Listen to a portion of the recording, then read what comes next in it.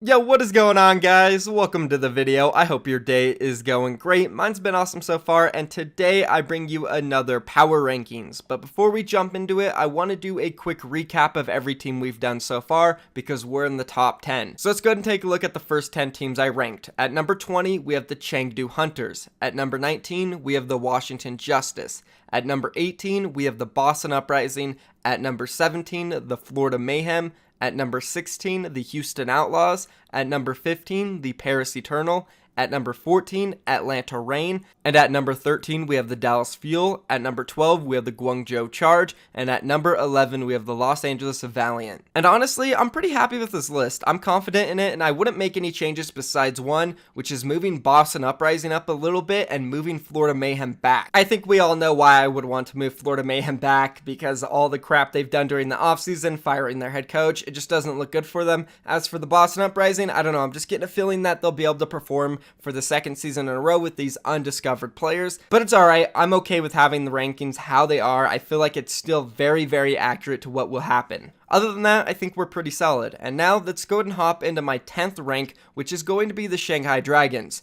And now before we go any farther, I just want to say, out of the 10 teams left, almost all of them are deep playoff contenders. I can see each and every single one of them winning a playoff game and making it to the semifinals of the Overwatch League. It really just depends how each team performs and how their season goes. But let's go ahead and jump into it. At number 10, we do have the Shanghai Dragons. The Shanghai Dragons had one of the worst performances by any team in any sport. Traditional sports, we're talking football, basketball, hockey, baseball, esports, League of Legends, CSGO, Overwatch, anything there's ever been. The Shanghai Dragons are sitting at the very top of the list when it comes to one of the worst season performances ever. They lost every game during season 1, which is an incredible feat for every bad reason. Now, I can go on and on and on about how they should have won at least one game and how they even put themselves in multiple positions to win multiple games but could never finish the deal. But I want to focus on why they were actually bad. So going into season 1, the Shanghai Dragons were in an interesting spot. They were the only Chinese team going into the Overwatch League, and they could either sign a full Chinese roster or they can outsource like a lot of teams did and sign a whole bunch of Koreans and maybe Western players.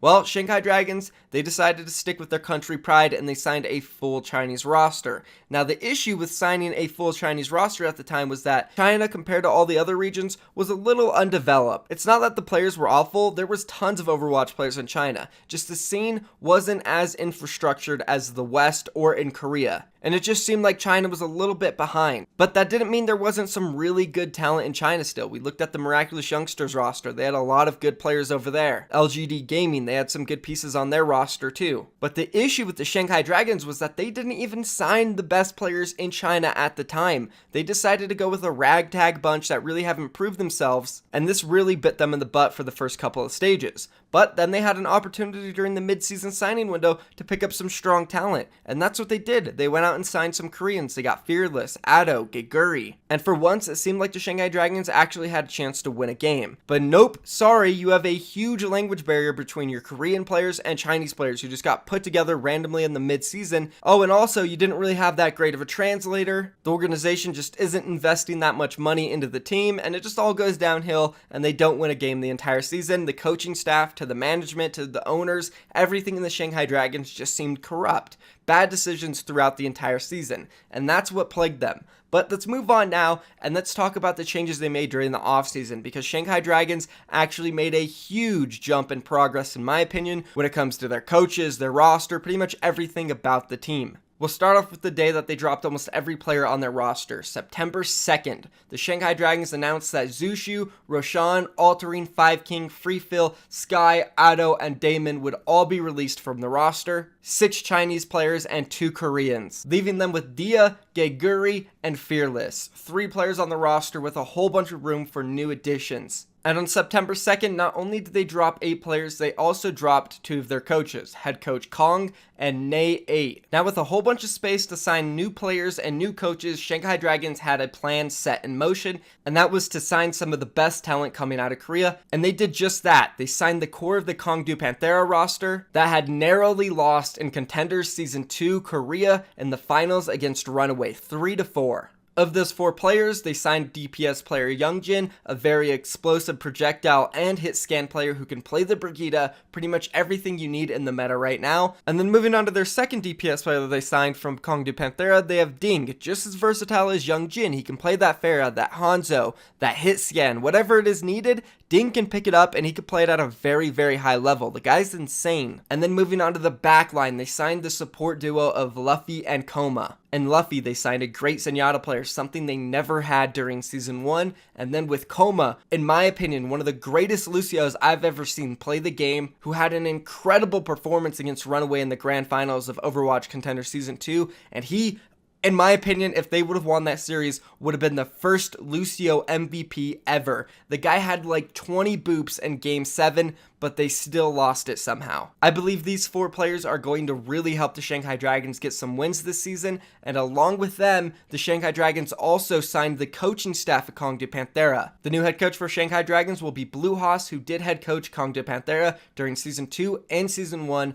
of Overwatch Korean Contenders, as well as that, he did coach Cloud9 Kongdu for a brief period. So he's got experience working with some of the best players in the world, and I think this is a great coaching addition. Moving on to the second coaching addition they made, they added Levi, who was the head coach of Element Mystic during Season 2 and Season 1 of Overwatch Korean Contenders. If you guys remember, Element Mystic were definitely on the rise during these 2 seasons, and in my opinion, they were one of the most talented teams. If they didn't choke in the playoffs in Season 1 and Season 2, I really feel like they had the chance to win a championship, and that's probably due to Levi's coaching. So overall, I think Levi and Blue Hoss are great additions to this team for the coaching staff. That was one of my biggest issues with the Shanghai Dragons during Season 1. It just seemed like their coaches were so inexperienced and didn't know what they were doing. Now they're bringing over these experienced guys who have worked with the players on the roster already. I see a lot of success in the future for the players and coaches that I just mentioned. And they didn't stop here. They kept adding players to their roster, trying to make it even better. Let's go and take a look at the next player they added. They would sign a third DPS player during the offseason. We have DM coming in from Lucky Future Zenith,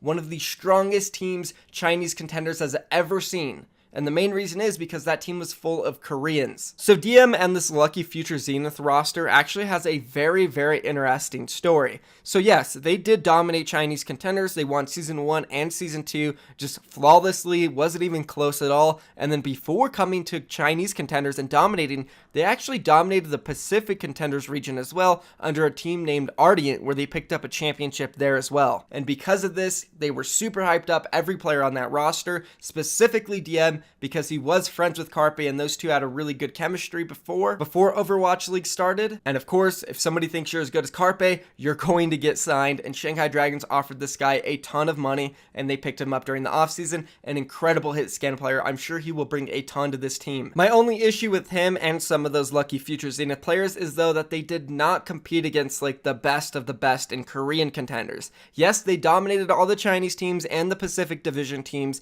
but those teams are nothing like some of the best from Korea, like the GC Busons, the Runaways, the Kongdu Pantheras. Now, if DM and those guys were able to do it against those teams, then definitely I would have paid them a ton of money, but we really haven't seen them do that. And as for DM, he did actually compete in a season of Overwatch Apex, Season 3, with Mighty AOD, where he lost every single game with them. Now, I understand maybe his team was just completely awful, but still, he hasn't proved himself against the best of the best yet, so I do have some questions about him. And then the last addition that Shanghai Dragons made during the offseason was signing Guardian, who is an off-tank player, specifically plays only Diva right now, coming in from Toronto Esports, who was pretty strong with them. They did play second during Season 1 with him, and then 5th through 8th in the last season of Overwatch Contenders. But overall, he's never really proved himself to be like a great off-tank, so it's an interesting signing, and because of this, I do think that Shanghai Dragons is going to lack a little bit in the off-tank role with Geguri and Guardian. I don't know who's going to start,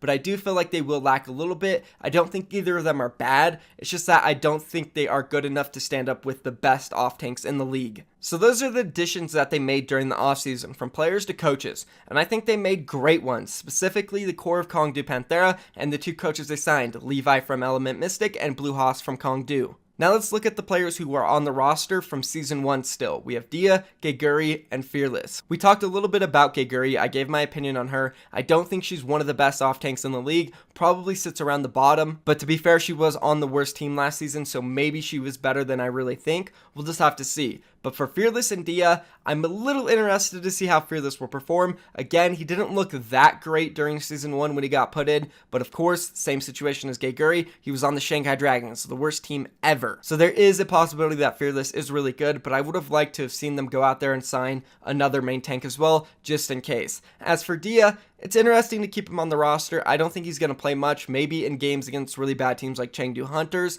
where they just want to play their Chinese player to embrace where they're from. I respect that. I like that he's still on the roster. He was one of the better players in Season 1, so maybe if he does get playtime, he'll be able to pop off. But with DM and Ding and Youngjin on this roster, there's no way. I don't see him starting at all. Those 3 DPSs are extremely talented, and they will take up most starting time. So overall, I really like what the Shanghai Dragons did during the offseason, and that's why I got them ranked in the top 10. I can see them making the playoffs. I can even see them winning a game possibly, depending on who they get matched up with. Of course, though, they will need to place pretty good in the regular season standings. If they're one of the worst teams to get in the playoffs, then they'll be facing one of the strongest teams like San Francisco, London, New York Gladiators. Whoever's at the top at the time will have to go up against Shanghai Dragons, and Shanghai will probably lose a game like that. But if they're one of the best teams in the league and they go up against one of the easier guys, then I could definitely see them winning a game. Do I think they can win the championship? No, I don't. There's a chance they could. Yeah, more than the other teams that I've listed so far, and that's why they're at number 10.